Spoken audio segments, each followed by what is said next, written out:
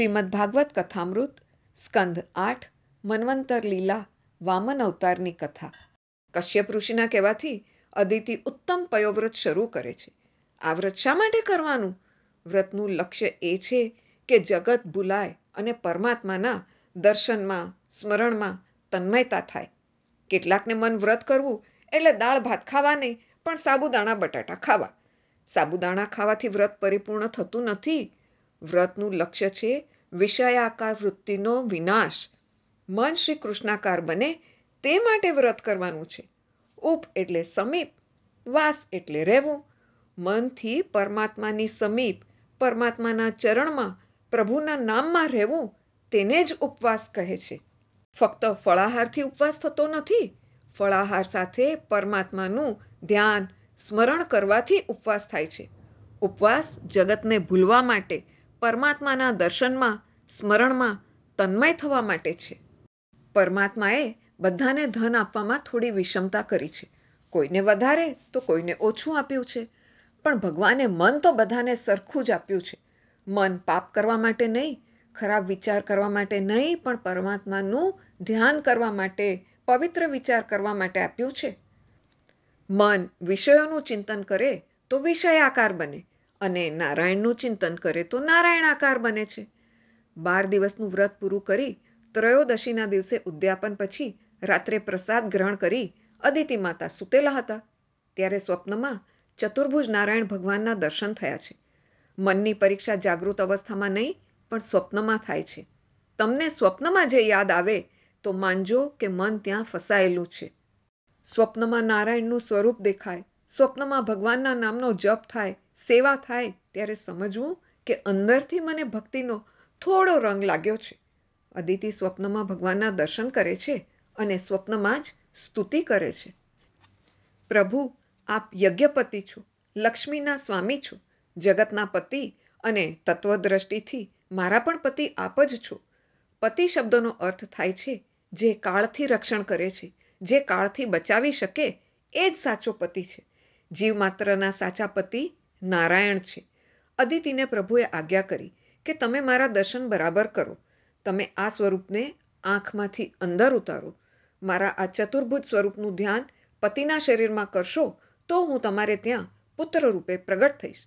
મારા દર્શન થયા તે કોઈને કહેશો નહીં. ભગવાન તમારી ઉપર કદાચ કૃપા કરી તમને દર્શન આપે તો કોઈને કહેશો નહીં. જાહેર કરશો તો ફરીથી કૃપા નહીં કરે. અદિતિને આજ્ઞા કરી ભગવાન અંતર્ધ્યાન થયા છે. અદિતિ અને કશ્યપ વારંવાર નારાયણનું ચિંતન કરવા લાગે છે. તેમની વૃત્તિ નારાયણાકાર બની ગઈ છે. ત્યારે નારાયણ પધાર્યા. અદિતિના પેટમાં ગર્ભ રહ્યો છે. અદિતિના મુખનું તેજ જોઈને કશ્યપ ઋષિને ખાતરી થઈ ગઈ કે ભગવાન નારાયણ પધાર્યા છે. 9 માસ પરિપૂર્ણ થયા છે. માતાજીના ઉદરમાં બિરાજેલા પરમાત્માની દેવો ગંધર્વો સ્તુતિ કરે છે. હવે ભગવાન પ્રગટ થવાના છે. મધ્યાહન કાળમાં કશ્યપ ઋષિ મધ્યાહન સંધ્યા કરવા માટે ગંગા કિનારે ગયા છે. એકલા અદિતિ આશ્રમમાં બિરાજેલા છે. અદિતિ પરમાત્માના દર્શન કરવા માટે તલસે છે. ક્યારે પ્રગટ થશે? આતુરતા વિના અવતાર થતો નથી. પરમ પવિત્ર સમય આવ્યો છે. 10 દિશાઓ પ્રસન્ન થઈ છે. આકાશમાં દેવો ગંધર્વો દુંદુભી વગાડે છે. અપ્સરાઓ નાચે છે. આજે અગ્નિહોત્રી બ્રાહ્મણોના ઘરમાં અગ્નિકુંડમાં બિરાજેલા અગ્નિદેવ બહાર આવે છે. બ્રાહ્મણોને બહુ આનંદ થાય છે. અમારા ઘરમાં ભગવાન પધારવાના છે. પરમ પવિત્ર ભાદરવા સુદ બારસ મધ્યાહન કાળે માતા અદિતિ સન્મુખ વામન ભગવાન પ્રગટ થયા છે. ચારે બાજુ પ્રકાશ ફેલાયો છે. દેવોએ પુષ્પવૃષ્ટિ કરી છે. કશ્યપ ઋષિને ખબર પડી કે મારે ઘેર ભગવાન પધાર્યા છે.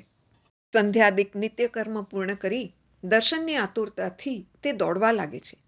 કશ્યપ ઋષિએ જ્યાં ઘરમાં પ્રવેશ કર્યો ત્યાં ચારે બાજુ પ્રકાશ પડ્યો છે, અને તે પ્રકાશમાં શંખ ચક્ર ગદા પદ્મધારી ચતુર્ભુજ નારાયણના દર્શન કરતાં અતિશય આનંદ થયો છે. ગાયત્રી મંત્રોનો જપ કરતાં આ જ સ્વરૂપનું હું ધ્યાન કરું છું. મારા ઈષ્ટદેવ મારે ઘેર આજે પ્રગટ થયા છે. પતિ પત્ની બંનેને ખૂબ જ આનંદ થયો છે. ભગવાનના આ સ્વરૂપના દર્શન કરી કશ્યપ ઋષિ કહે, મારા ભગવાનનો સદા સર્વદા જય જયકાર થાય. માતા પિતાને સ્વરૂપનું ભાન કરાવ્યું અને પછી તે ચતુર્ભુજ સ્વરૂપ અંતર્ધ્યાન કરી 2 હાથવાળા બટુક બ્રહ્મચારી સ્વરૂપે પ્રગટ થયા છે. બોલો બટુક નારાયણ ભગવાન કી જય. તેમણે સુંદર લંગોટી પહેરી છે. આ ભગવાનનો વામન અવતાર છે. બટુક બ્રહ્મચારી શ્રી વામનજીના દર્શન કરવા માટે બ્રહ્માદિક દેવો પણ ત્યાં આવ્યા છે. બ્રહ્માજીએ કશ્યપ ઋષિને ધન્યવાદ આપતા કહ્યું, આજે તમારો ગૃહસ્થાશ્રમ સફળ થયો છે. આજે તમે જગત પિતાના પણ પિતા થયા છો. આ બાળક કોઈ સાધારણ નથી. આદિનારાયણ પરમાત્મા તમારે ઘેર પુત્ર રૂપે પ્રગટ થયા છે. બ્રહ્માદિક દેવો વામનજી મહારાજની પૂજા કરે છે, આરતી ઉતારે છે. વામનજીએ બાલલીલા કરી નથી, કારણ કે વામનજી પ્રગટ થયા ત્યારે તેમનું સ્વરૂપ 7 વર્ષનું હતું. બ્રાહ્મણનો બાળક 7 વર્ષનો થાય છે એટલે તેને જનોય આપવાનો નિર્ણય કરવામાં આવે છે. જનોય આપવાથી તેનો બ્રહ્મ સંબંધ થાય છે. પિતા જનોયનો મંત્ર પુત્રને કહે છે, તું આજથી મારો નહીં, આજથી તું પરમાત્માનો છે. જનોય મળે ત્યારે મા બાપ બદલાય છે, નવો જન્મ થાય છે. હવે સૂર્યનારાયણ તારા પિતા અને ગાયત્રી માં તારી માતા છે. જનોય વેદોએ આપેલી ચપરાશ છે. આજકાલ તો લોકો બધા સંસ્કારો ભૂલી ગયા છે. સંસ્કારનું લોપ થવાથી જ પાપી અને અધાર્મિક પ્રજા ઉત્પન્ન થવા લાગી છે. તૈત્તરીય આરણ્યકમાં જનોય કેવી રીતે આપવામાં આવે છે તેનું વર્ણન કરવામાં આવ્યું છે. શાસ્ત્રોમાં એવું વર્ણન કરવામાં આવ્યું છે કે પ્રત્યેક જીવાત્માનું શરીર તેની આંગળીથી માપો તો 84 આંગળનું હોય છે. દેવોનું સ્વરૂપ 96 આંગળનું હોય છે. જે બરાબર જનોય ધારણ કરે તે દેવ જેવો થાય છે. જનોય બજારમાંથી લઈ આવે અને ગળામાં રાખે તેનો કોઈ અર્થ સરતો નથી. બ્રાહ્મણે જનોય ઘરમાં હાથે બનાવવી જોઈએ. સૂતરને 96 વાર લપેટવું પડે છે. વેદના 96,000 મંત્રોનો અધિકાર જનોય ધારણ કરનારને પ્રાપ્ત થાય છે. બ્રહ્માજી ચપરાશમાં જનોય બનાવે, વિષ્ણુ ભગવાન જનોયના ધાગાને ત્રિગુણિત કરે, ભગવાન શંકર જનોયમાં ગાંઠ આપે છે અને જનોયનો અભિમંત્ર થાય છે ગાયત્રીથી. જનોયના એક એક ધાગામાં એક એક દેવની સ્થાપના કરેલી છે. જનોય બાળકને 7મે વર્ષે આપવાની હોય છે અને તે વધારેમાં વધારે 11 વર્ષ સુધી આપી શકાય છે. જનોયમાં કોઈ ચાવી લગાવે તો ત્યાં કોઈ દેવ રહેતા નથી, બધા ઉઠીને ચાલ્યા જાય છે. જનોયમાં ચાવી લગાવે તે પાપ છે. કશ્યપ ઋષિએ વામનજીને જનોય આપવાનો નિશ્ચય કર્યો. સાક્ષાત સૂર્યનારાયણે પધારીને વામનજીને એકાંતમાં ગાયત્રી મંત્રની દીક્ષા આપી. દીક્ષા આપી એટલે દેવ થાય છે. દીક્ષામાં ઘણી શક્તિ છે. ગાયત્રી મંત્રનો ઉપદેશ કર્યો છે. મંત્રની કદી જાહેરાત કરવી નહીં, મંત્રને ગુપ્ત રાખવો. મંત્રની બહુ જાહેરાત થાય તો શક્તિનો વિનાશ થાય છે. મંત્ર એકાંતમાં પવિત્ર અવસ્થામાં જપવાનો હોય છે. વામનજી હવે બ્રહ્મચારી થયા છે. વામનજી મહારાજને જનોય આપવા માટે બ્રહ્માજીએ કમંડળ, ધરતીએ મૃગ ચર્મનું આસન, અદિતિ માતાએ લંગોટી, સરસ્વતીએ જપ કરવા માળા, કુબેરે ભિક્ષાપાત્ર અને સાક્ષાત માતા પાર્વતીજી તેમને ભિક્ષા આપે છે. 6-7 વર્ષનો બાળક લંગોટી પહેરે, સંધ્યા ગાયત્રી કરે અને ભિક્ષા માગવા જાય તો વામનજી જેવો જ દેખાય. આજકાલ તો લોકો 12મે 15મે વર્ષે જનોઈ આપે છે. ઘણા તો લગ્નના આગલા દિવસે જ કંઈક ખટપટ કરી લે છે. બૃહસ્પતિ વામનજીને બ્રહ્મચારીના ધર્મ સમજાવે છે. બેટા, આજથી તું બ્રહ્મચારી થયો છે. ત્રિકાળ સંધ્યા કરજે. બ્રાહ્મણો હંમેશા 3 વાર સંધ્યા કરે છે. મહાપ્રભુજી પણ 3 વાર સંધ્યા કરતા. જો બ્રાહ્મણ 3 વાર સંધ્યા બરાબર કરે તો તે બ્રાહ્મણની ચિંતા સૂર્યનારાયણને થાય છે. પ્રાતઃ સંધ્યાથી રાત્રિનું પાપ નષ્ટ થાય. મધ્યાહ્નની સંધ્યા અન્ન જળનો દોષ દૂર કરે છે અને ત્રિકાળ સંધ્યાનો મહિમા તો બહુ જ મોટો છે. સંધ્યામાં ગાયત્રી માતાનું આહ્વાન કરવાનું હોય છે.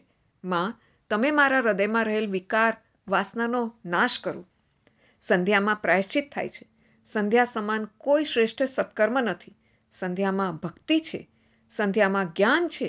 સંધ્યામાં જ્ઞાન, ભક્તિ અને કર્મ આ ત્રણેયનો સમન્વય છે. આજકાલ તો લોકો યજ્ઞોપવિત સંસ્કાર કરવાનું પણ ભૂલી ગયા છે. તેઓને તો ધનના સંસ્કારમાં જ પૂરેપૂરો રસ છે. સંધ્યા ન કરે તેને સૂર્યનારાયણ શાપ આપે છે. તેની બુદ્ધિ બગડે છે. બ્રાહ્મણ મંદિરમાં દર્શન કરવા ન જાય તો ઠાકોરજીને બહુ ખોટું લાગતું નથી, પણ બ્રાહ્મણ સંધ્યા ન કરે તો ભગવાનને બહુ ખોટું લાગે છે. જે સંધ્યા કરતો નથી તે અતિશય અપવિત્ર છે. તેના હાથનું પાણી પણ પીવું નહીં. બ્રાહ્મણોને જ્યારથી સંધ્યામાં શ્રદ્ધા ઓછી થઈ ત્યારથી તેમનું પતન થયું છે. બૃહસ્પતિ વામનજીને ઉપદેશ આપે છે, બેટા, ત્રિકાળ સંધ્યા કરજે. આજથી તું બ્રહ્મચારી થયો છે. આજથી તારે માધુકરી માગવાની. માધુકરીના અન્નમાં મધુરતા છે. બેટા, કોઈ પણ સ્ત્રીને અડકીશ નહીં. આપણા શાસ્ત્રોમાં એવું લખ્યું છે કે સ્ત્રીએ સાધુને, સંન્યાસીને કે બ્રહ્મચારીને દૂરથી વંદન કરવા, સ્પર્શ ન કરવો. બ્રહ્મચારી સાધુ સંન્યાસીએ લાકડાની પૂતળીને પણ અડકવું નહીં. કૃષ્ણાર્પણ.